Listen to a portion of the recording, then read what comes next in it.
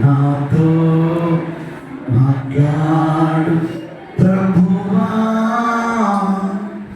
పరిశుద్ధమైన తండ్రి, 8 నెలలు మా జీవితంలో గడిచిపోయినాయి ప్రభువా. 9వ నెలలో మొదటి ఆదివారం నీ పరిశుద్ధ సన్నిధికి చేర్చబడ్డాం ప్రభువా. ఇప్పటి వరకు కొన్ని హెచ్చరికలు, కొన్ని సంఘ నియమాలు సాక్ష్యాల ద్వారా మీరు మహిమపరచబడ్డారు. ఈ సమయంలో నీ వాక్యం వింటున్నా మా అందరితో మీరు మాట్లాడండి. వాక్యం తదుపరి ఈ శరీరాన్ని, మీ రక్తాన్ని తీసుకోవడానికి సహాయం చేయండి. యేసు నామములో ప్రార్థించి వాక్య సందేశమును ప్రారంభిస్తున్నాను నా పరమ తండ్రి. చేతులపైకెత్తి ఆమేన్ చెప్పండి. ఇర్మీయా గ్రంథము 31వ అధ్యాయము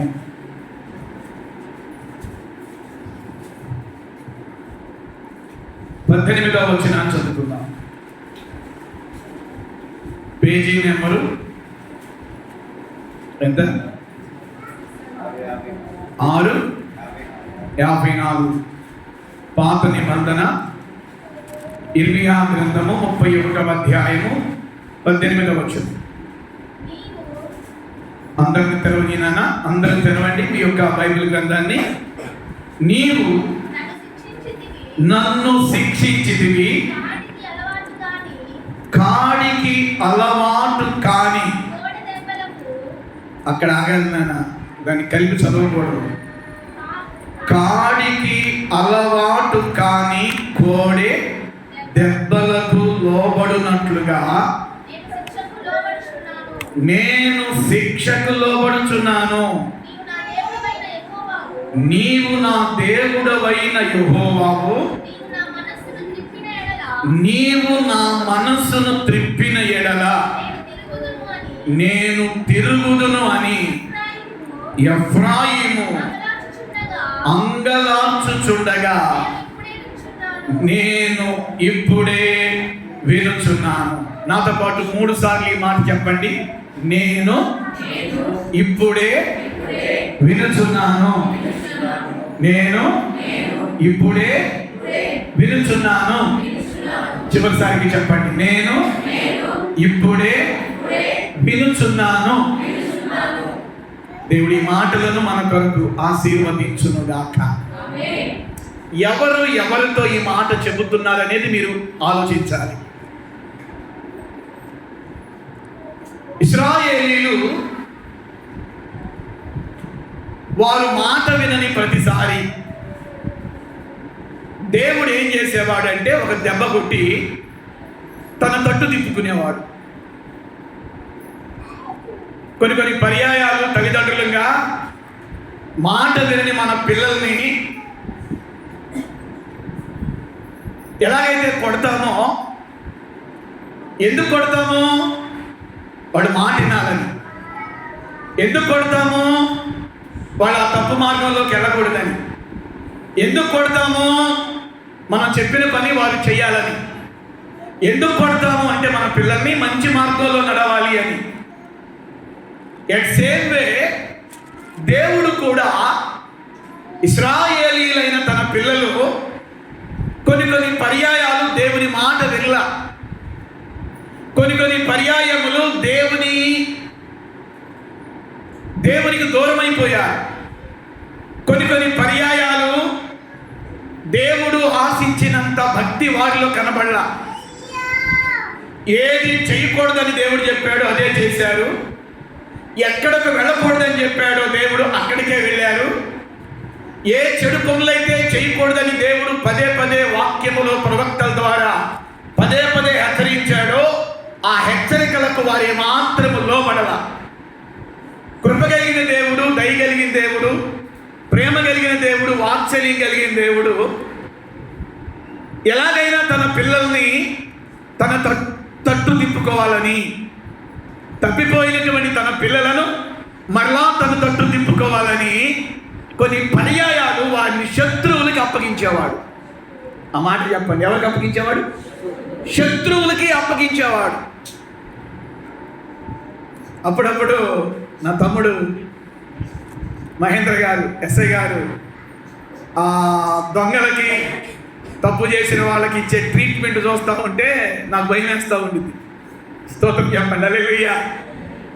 ఫోన్లోనే మాట్లాడుతున్నప్పుడే అసలు ఎదుటి వ్యక్తి, ఆ ఫోన్లో ఈయన వ్యక్తి ఎంతగా రిక్వెస్ట్ చేసుకుంటాడు, సార్ సార్ సార్ సార్ అంటే కొన్ని పర్యాయాలు మాటలతో గద్దించాలి, కొన్ని పర్యాయాల మాటకి గద్దింపుకి లోపడకపోతే సార్ వాళ్ళ దగ్గర, తమ్ముడు వాళ్ళ దగ్గర లాఠీ ఉండింది, ఆ లాఠీకి పని చెప్తారు. మాట వినని వాడు ఖచ్చితంగా లాఠీ దెబ్బకి చెప్పండి లాఠీ దెబ్బకి లోపడాల్సిందే, ఎంత తోడైనా. దేవుడు తమ్ముడికి ఆ కృప ఇచ్చాడు. దేవుడు కూడా కొన్ని పర్యాయాలు మాట వినని ఇశ్రాయేలీలను తన తట్టు తిప్పుకోవడానికి, తన మాట వినేటట్టుగా చేసుకోవడానికి శత్రువులకు అప్పగించేవాడు. ఆ శత్రువులు ఏం చేసేవాళ్ళు అంటే వాళ్ళని పట్టుకొని బాధ పెట్టేవాళ్ళు, గాయపరిచేవాళ్ళు, దుఃఖపెట్టేవాళ్ళు, చాలా చిత్రవత చేసేవాళ్ళు శత్రువులు ఎవరయ్యంటే ఫిలిస్తీన్లు, అమాలేకీయులు, ఇంకా 7 రకాలైనటువంటి జాతులు ఉన్నాయి. వారికి దేవుడు అప్పగించేవాడు. వాళ్ళని అప్పగించినప్పుడు వాళ్ళు పెట్టే బాధలకి, శ్రమలకి, కష్టాలకి అప్పుడు వాళ్ళకి ఎవరు గుర్తొచ్చేవాళ్ళు చెప్పండి? అది హల్లెలూయా. కావాలని దేవుడు ఎవరిని దుఃఖపెట్టాడండి, వినాలి. కావాలని దేవుడు ఎవరిని శ్రమలకు అప్పగించడు, కావాలని ఎవరిని కష్టాలకు అప్పగించడు, కావాలని ఎవరిని దేవుడు ప్రమాదాలకు అప్పగించడు, కావాలని ఎవరిని కూడా శత్రువుకి అప్పగించడు. ఒక వ్యక్తిని కానీ, ఒక కుటుంబాన్ని కానీ శత్రువుకి దేవుడు అప్పగించాడు అంటే ఖచ్చితంగా ఆ కుటుంబం దేవుని మాట వినాలి. వినకపోయినందునే దేవుడు శత్రువులకి అప్పగించాడని తెలుసుకోవాలి. అలాంటి సందర్భంలో పిల్లరా, శత్రువులకి అప్పగించినప్పుడు దేవుని పిల్లలు ఏం చేసేవాళ్ళంటే ఏడ్చేవాళ్ళు, మొరపెట్టేవాళ్ళు.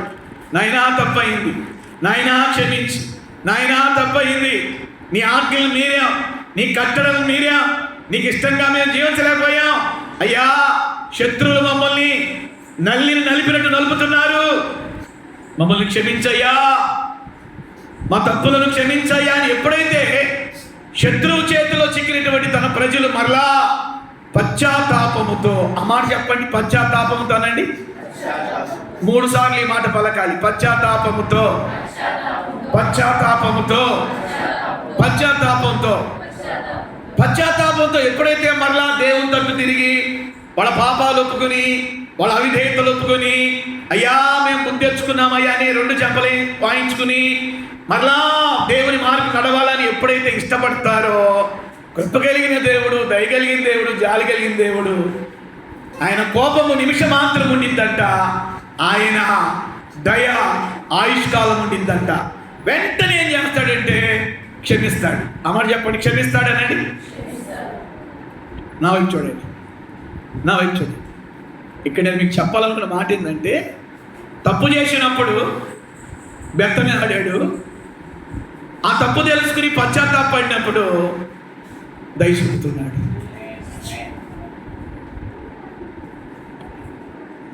అది దేవుని యొక్క లక్షణం. నువ్వు తప్పిపోతుంటే దైవజనుడి ద్వారా, వాక్యం ద్వారా పదే గద్దిస్తూ ఉంటాడు. మరలా నువ్వు తప్పు తెలుసుకుని మరలా దేవుని తట్టు తిరగాలని, ప్రభు దగ్గర క్షమాపణ పొందుకుని మరలా యథార్థంగా పవిత్రంగా నువ్వు బ్రతకాలని దేవుడు మరలా అవకాశం ఇస్తాడు. ఆ అవకాశాన్ని నువ్వు సద్వినియోగం చేసుకుంటే ఏం చూపుతాడంటే దయ చూపుతాడు. ఆ మాట చెప్పండి, ఏం చూపుతాడు?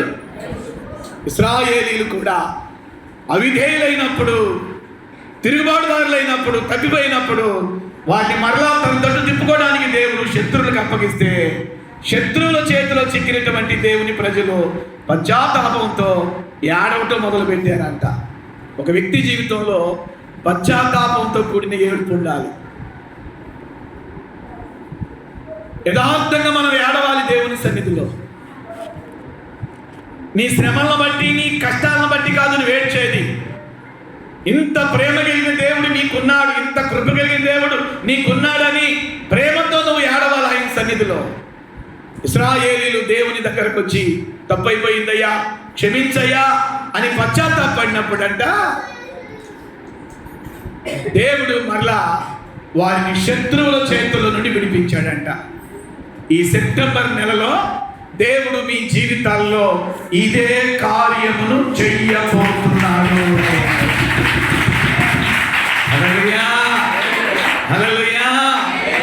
శత్రువుల చేతిలో చిక్కినటువంటి ఇశ్రాయేలీలంట ఏడవటం మొదలు పెడుతున్నారంట, బాధపడటం మొదలు పెడుతున్నారంట, తమ కష్టాలని తమ శ్రమల్ని దేవునికి చెప్పుకుంటున్నారంట. దేవుడు అంటున్నాడు, నేను ఇప్పుడే వినుచున్నాను.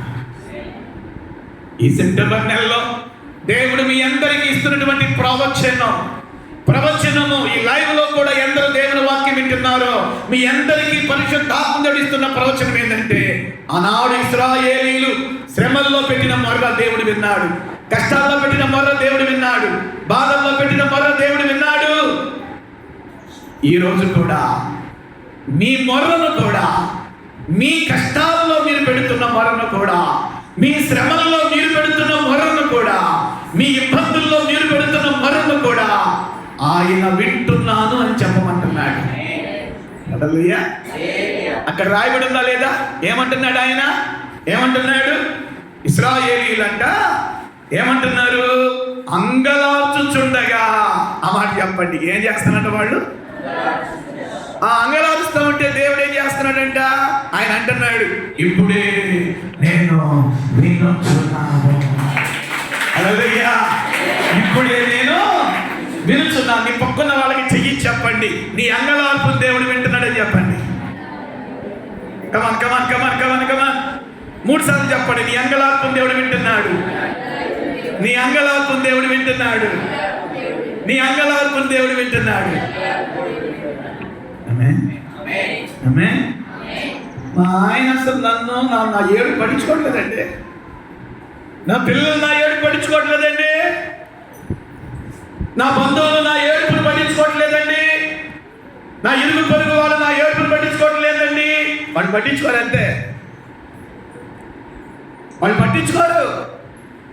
ఎందుకు పట్టించుకోరు దేవుడు తెలుసా? కొన్ని పర్యాయాలు దేవుడే వాళ్ళ హృదయాలని నీ విషయంలో కఠినం చేస్తాడు. ఒక సామెత ఉంది కదా, కొంతమందిని చూస్తేనేమో పెట్టబుద్ధి అవుతుందంట, కొంతమందిని చూస్తేనేమో పట్టబుద్ధి అవుతుందంట. దేవుడు కూడా నువ్వు ఆయన తట్టు తిరగాలని. ఆ మాట చెప్పండి. ఎవరి తట్టు? హల్లెలూయా. పూర్తిగా నువ్వు తప్ప నాకు ఇక దిక్కెవరు లేరయ్యా. నా పాటున వచ్చుచున్నాను నీ పాద సన్నిధికో రక్షకా. ఎన్న సఖ్యము గాని పాపము లన్ని మోపుగా వీపుపై బడి ఉన్న నిధినే నడువలేక తొట్టిల్లుచున్న వాడననుగొనా. నా పాటున వచ్చుచున్నాను నీ పాద సన్నిధికో రక్షకా. ఎన్ని కష్టాలున్నా, ఎన్ని బాధలున్నా, ఎన్ని ఇబ్బందులున్నా, ఎన్ని శ్రమలున్నా, ఎన్ని లక్షల అప్పులున్నా నువ్వు రావాల్సింది నువ్వు దేవుని దగ్గరికే. ఇర్మియాతో అంటాడు దేవుడు, ఓ ఇశ్రాయేలు, నువ్వు నాకు దూరమైన మాట నిజమే, నువ్వు తప్పిపోయిన మాట నిజమే, నా సన్నిధికి నువ్వు వేరైన మాట నిజమే. అయితే నేను ఒక అవకాశం ఇస్తున్నా. నువ్వు రావాలని అనుకుంటే నువ్వు నేరుగా నా దగ్గరికి రావచ్చు. చప్పటి పట్టండి గట్టిగా. హల్లెలూయా. తప్పిపోయినటువంటి, జారిపోయినటువంటి, పడిపోయినటువంటి ఇశ్రాయేలీయుల ఎడల దేవుని ప్రేమ ఇదండి. తప్పిపోయిన వారిని అంటున్నాడు, మరలా రావాలంటే నా దగ్గరికి రా. పడిపోయిన వారిని అంటున్నాడు, మరలా నా దగ్గరికి రా, నిన్ను నిలబెడతా నేను. ఆ మాట చెప్పండి. ఏం చేస్తాడు దేవుడు మనల్ని? నేను తప్పిపోయాను, నేను పడిపోయాను, నేను జారిపోయినా, నువ్వు దిగులు పడవాకు. తప్పిపోయినా, పడిపోయినా, జారిపోయినా మరలా రా, నేను నిన్ను నిలబెడతా. హల్లెలూయా, హల్లెలూయా. ఇది దేవుని ప్రేమ. Unchangeable love.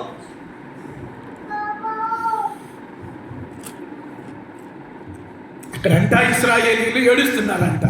ఆ మాట చూడండి, మళ్ళీ మంచి మాట కదా, 31:18.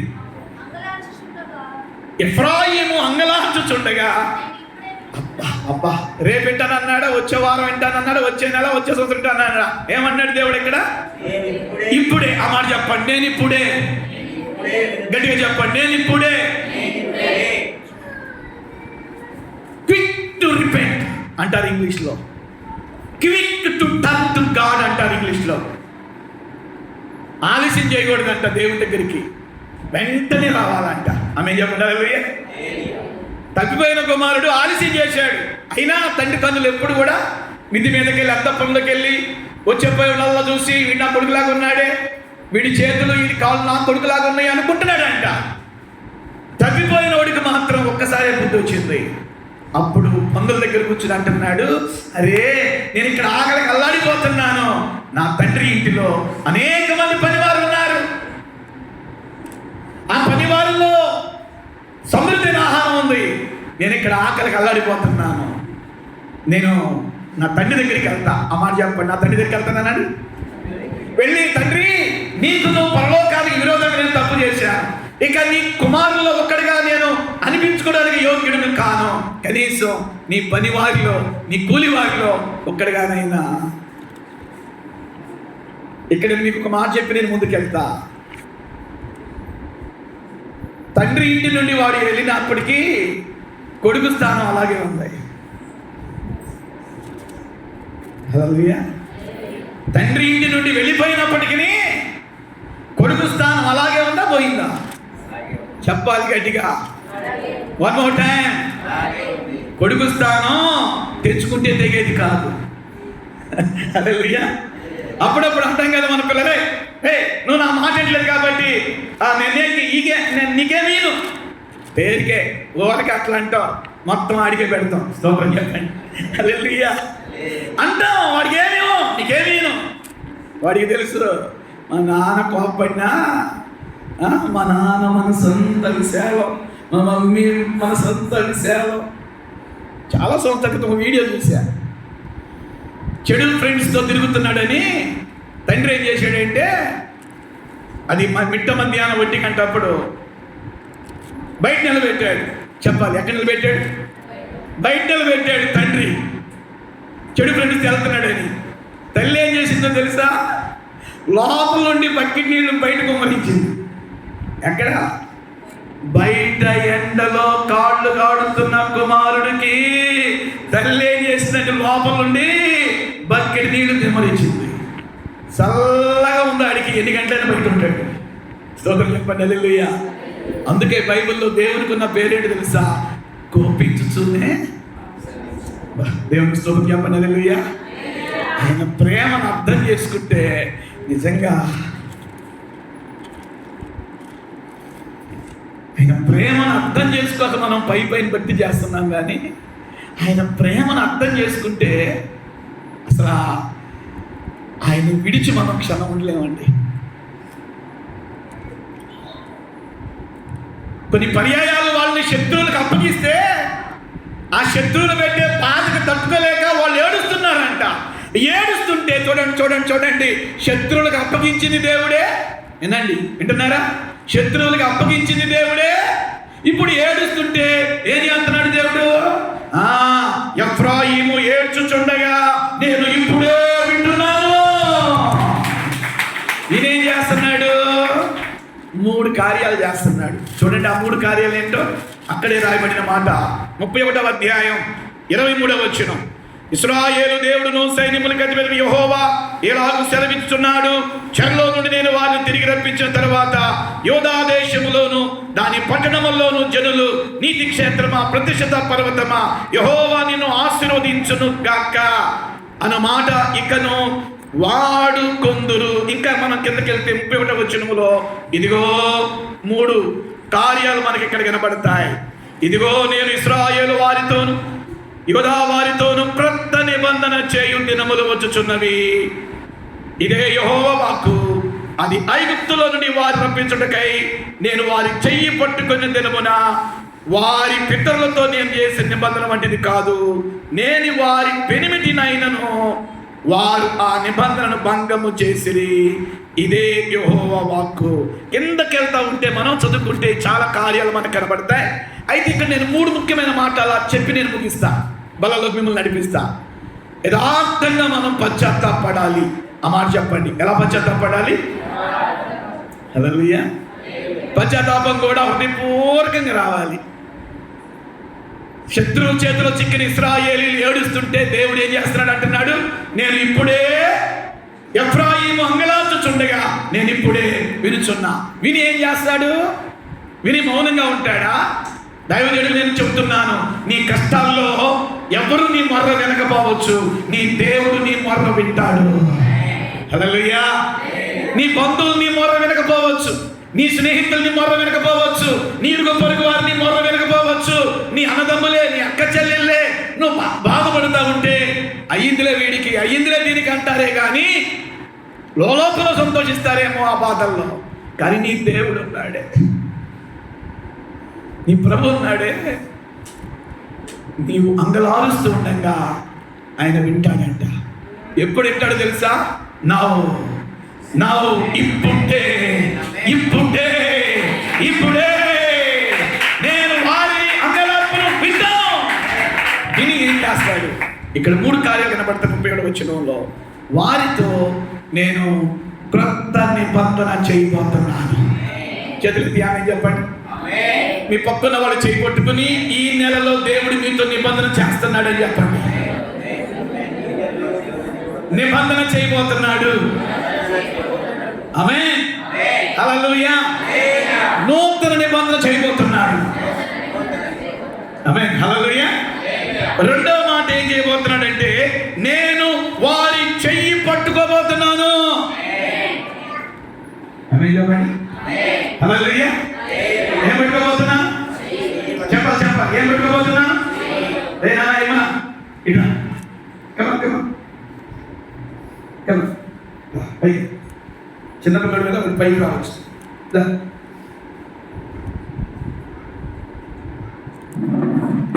కనబడతలేదు, నిలబడుతున్నాడా? హల్లెలూయా. హల్లెలూయా. యథార్థంగా మనం పశ్చాత్తాపడినప్పుడంట, యథార్థంగా మనం అంట దేవుడితో తిరిగినప్పుడంట, యథార్థంగా నువ్వు తప్పు నాకెవరు లేరయ్యా, ఏదో పొరపాటు అయింది, ఏదో తప్పిపోయాను, జారిపోయాను, పడిపోయాను, ఇంకా నువ్వు తప్ప నాకెవరు లేరయ్యా అని ఇశ్రాయేలీయులకు వలె మనం అంగలార్చినప్పుడంట దేవుడు ఇప్పుడే వింటానంటున్నాడు. విని ఏం చేస్తాడంటే నీ మొర్రను అంగలార్పును దేవుడు నీతో నిబంధన చేస్తాడంట. రెండవది ఆయన అంటున్నాడు, నేను నీ చెయ్యి పట్టుకుంటాను.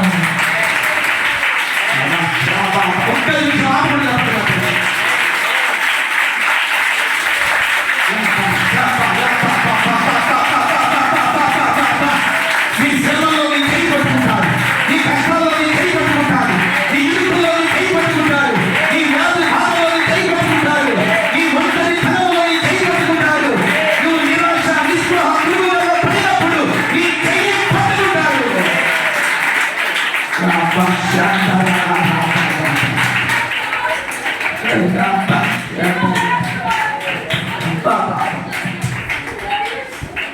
మనుషులు ఏం చేస్తారంటే నువ్వు వాళ్ళకు అనుకూలంగా ఉంటే నీ చేయి పట్టుకుంటారు. తేడా వచ్చిందా?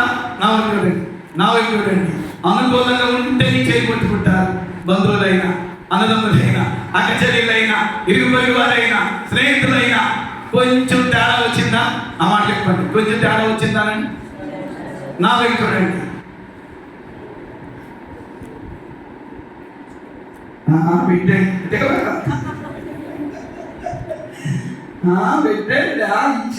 ఇచ్చిందిలే, నువ్వు ఎంతైనా పెట్టు.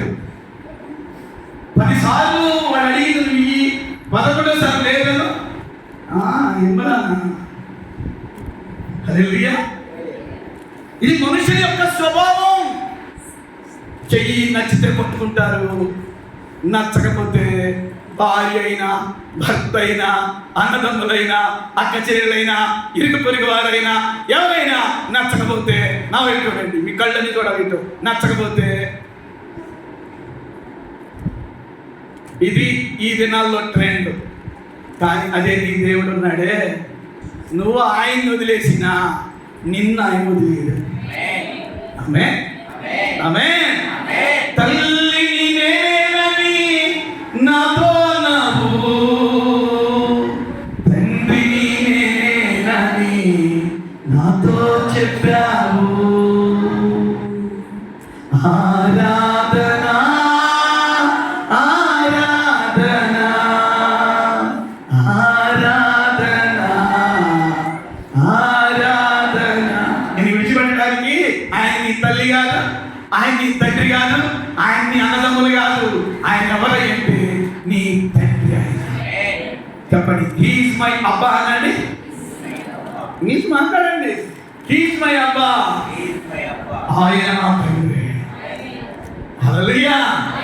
ఆయన నీ తండ్రి కాబట్టి ఏమంటున్నాడు ఇక్కడ, నువ్వు నిజంగా పశ్చాత్తాపడి నా తట్టు తిరిగి నా దగ్గరకు వచ్చినప్పుడు నేనేం చేస్తానో తెలుసా? ఒకటి, క్రొత్త నిబంధన చేస్తాను. రెండవదిగా నీ చెయ్యి నేను మూడవది గంట ఈ మాట చెప్పి నేను బలంలోకి నడిపిస్తాను మిమ్మల్ని. దేవుడు అంటున్నాడు, నేను వారికి పెనిమిటిగా ఉన్నాను.